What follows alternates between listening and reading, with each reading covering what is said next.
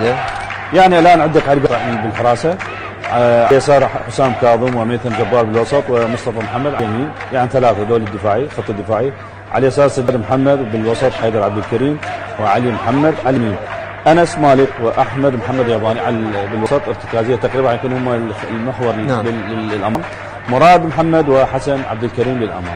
يعني مثل ما تكلمنا سابقا انه ايضا يريد يكون هو يعني مستحوذ على الوسط بهذه الطريقه، والمباراه السابقه يعني الفريق ادى ما عليه واستحوذ على المباراه على حتى الوسط. طبعا دخول لاعبي الفريقين لارضيه الملعب برفع المصحف الشريف وكذلك العلم العراقي احتجاجا على ما قامت به السلطات السويديه هذا اليوم بالسماح بصحة السماح بتمزيق العلم العراقي وكذلك إعادة الحرق للمصحف الشريف. للأسف هذا العمل تكرر، ولكن الحكومة العراقية اتخذت اللازم وقررت بقطع العلاقات مع الجانب السويدي.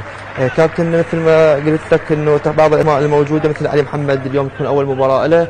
نعم. هل راح يكون مثلا ما شاهدنا في مباراة الشرطة، مباراة القوى الجوية مع محمد شاكر، راح يكون مفاجأة أو راح يقدم نفسه في هذه المباراة؟